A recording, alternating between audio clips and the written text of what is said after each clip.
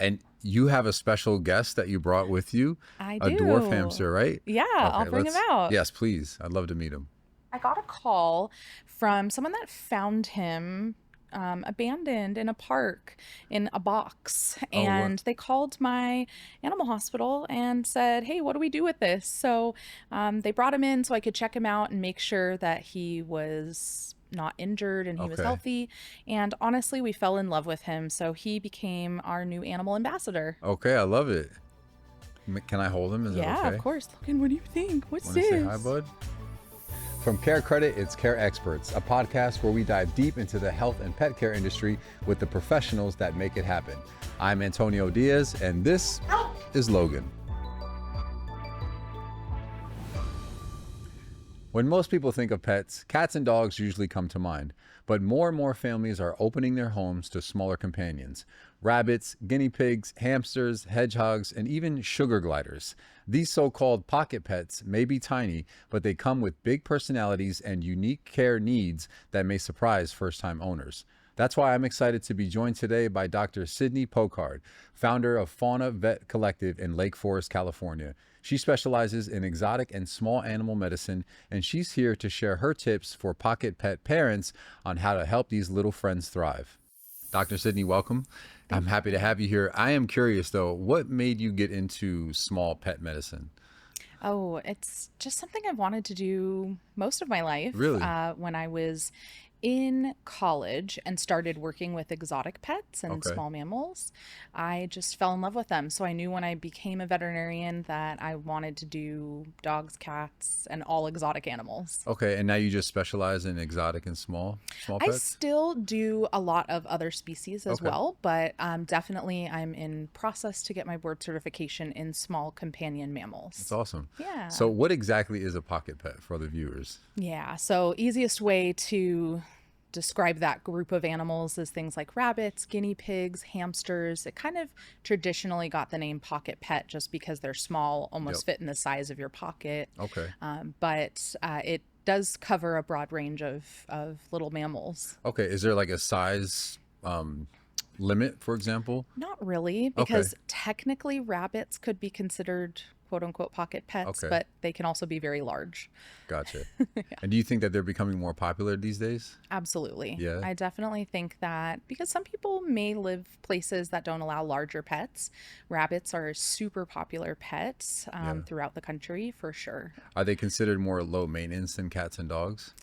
To be honest, yes and no. Like, of course, they require a little bit less activity than a dog or cat, meaning you don't have to go take them on a walk. Yep. But hamsters actually require a pretty significant amount of space Okay. and enrichment. And so they're not just as easy, I would say, as everyone thinks they are, Okay. because they definitely do need a lot to take care of them. And what does that look like in terms of space and enrichment? Yeah. So unfortunately, a lot of the cages that you might see at the pet store are far too small for the majority of hamsters. Okay.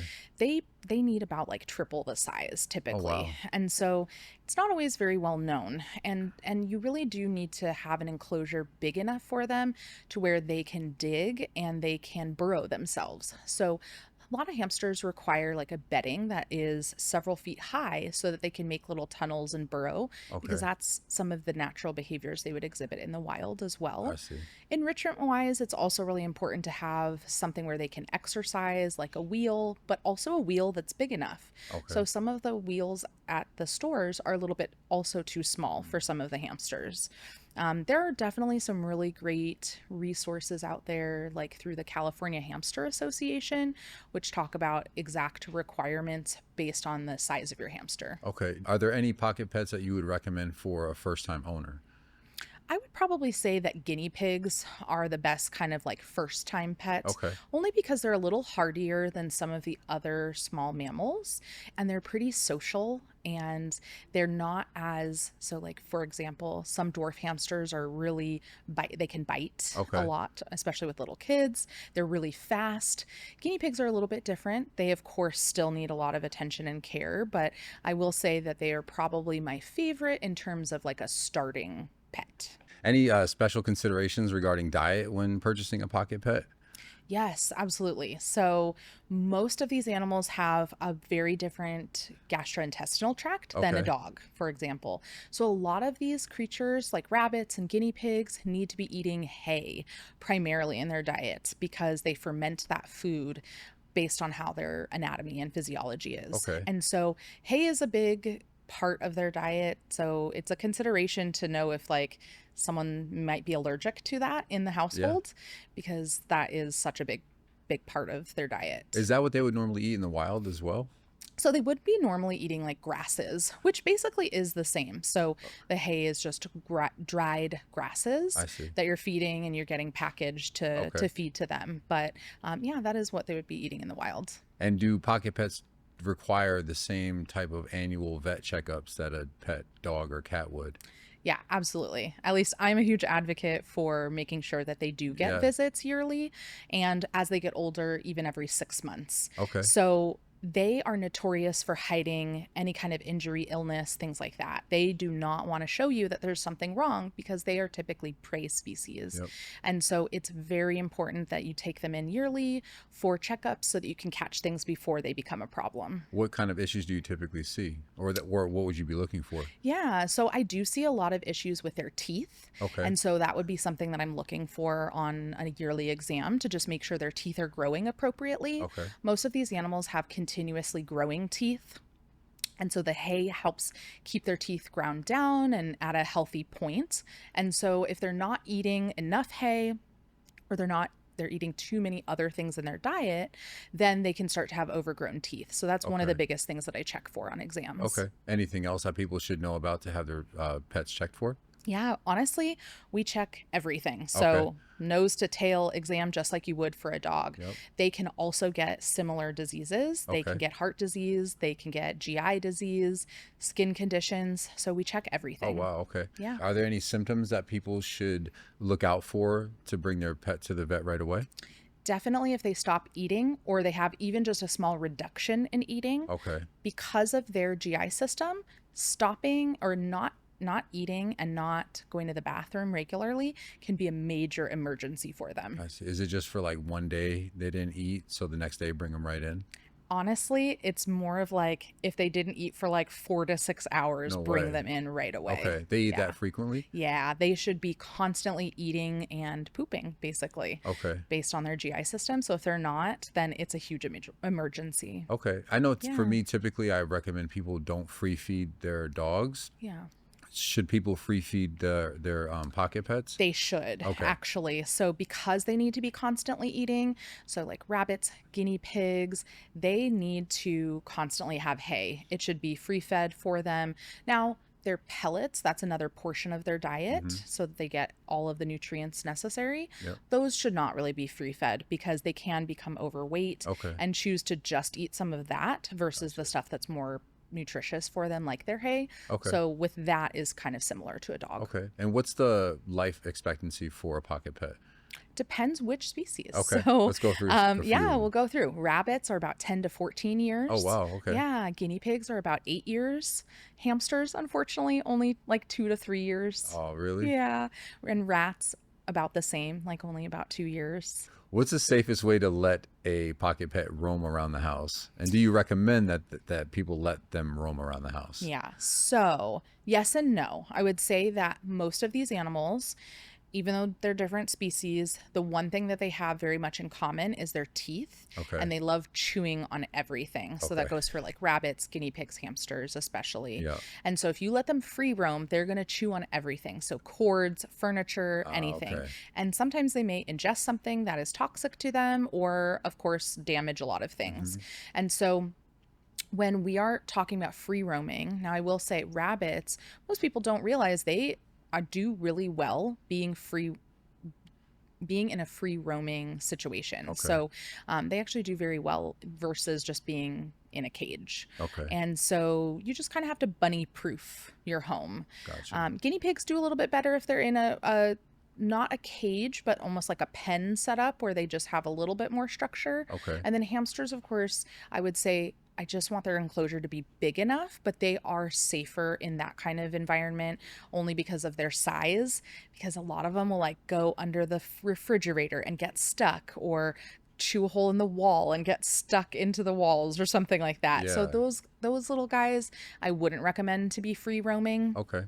But rabbits for sure can be in a bunny proofed home. Okay. So you said that they love to chew on things. Are there Yeah. any recommendations for chew items?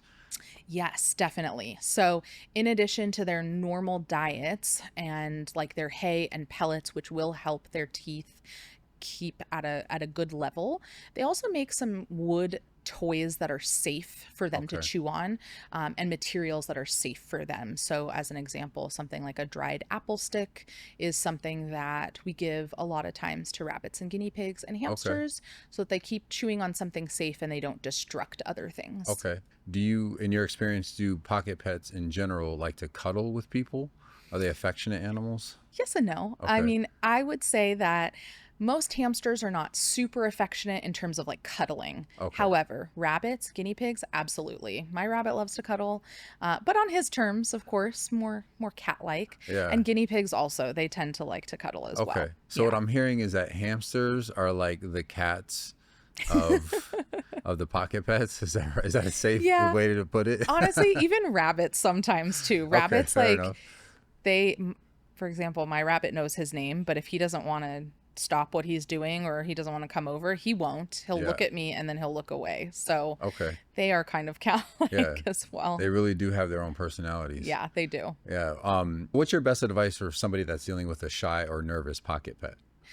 So best way is to be on their level. So let's say you have an area where you're sitting with them on the carpet or on the floor in a pen somewhere safe where they can't get loose, but you set them down and you sit down with them and you just feed them some of their food or treats and get them used to just your smell, your hands, Okay. and you being around them. Yep. Let them kind of crawl on you, that kind of thing, just to Okay. get them used to it. Yeah. Honestly, that's what I would recommend initially when you're being introduced to a new pocket pet. Okay. It sounds a lot like how I'd recommend people get comfortable or let a dog get comfortable with them.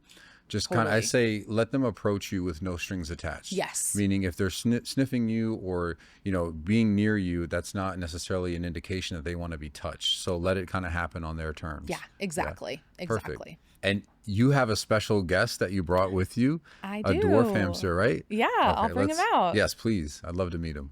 That is a Here tiny he little is. crate. He's coming. I have to find him under all of this fluff. What's up, buddy? What's his name? All right, this is Paddington. Paddington. And how did you get Paddington? How did he come into your life? I got a call from someone that found him abandoned in a park in a box. Oh, what? And they called my animal hospital and said, hey, what do we do with this? So they brought him in so I could check him out and make sure that he was not injured and he was Okay. healthy. And honestly, we fell in love with him. So he became our new animal ambassador. Okay, I love it. Can I hold him? Is Yeah, that okay? of course. Logan, what do you think? What's Want to this? say hi, bud? Oh, he's pretty chill. He is I would actually. expect him to be a little bit more fidgety. So What's I up, will buddy? say that normally dwarf hamsters are very fast moving and they like can fall out of your hands really easily. Yeah. Paddington came to us very, boy. very tame and just easy to handle. So I assume that he was probably a pet previously. Yeah. How do you determine how old they are? It's pretty difficult. I would imagine. He has not really grown in size. He's stayed about the same. So he most likely came to us as like a young adult, and we've had him about a year. So hard to say, but he's probably somewhere around a year and a half old. Okay. Good boy, though. Logan's like, what is that? What kind of dog is that? Good boy, buddy. Luckily, Paddington is cute. super used to seeing all different kinds of Yeah, he animals, seems so very he's not afraid unfazed. at all. Yeah. He seems very unfazed. What's up, buddy? Are you trying to go back to mom? Here, I'll give him back to you. Yeah. Well, thanks so much for introducing us to Paddington. Of He's a course. cutie. He loves the camera. See you later, bud. Well, Dr. Sydney, I really appreciate and love this conversation. I learned a lot Thank about pocket you. pets, so thanks so much I'm for so being glad. here. Yeah, of course. Thank you so much for having me. It's a pleasure.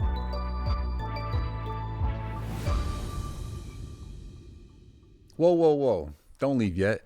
I just want to say, if you want to hear more about health and pet care, check out these episodes of Care Experts. Also, before you go, make sure you hit that like and subscribe button. New episodes drop every Wednesday. You don't want to miss it.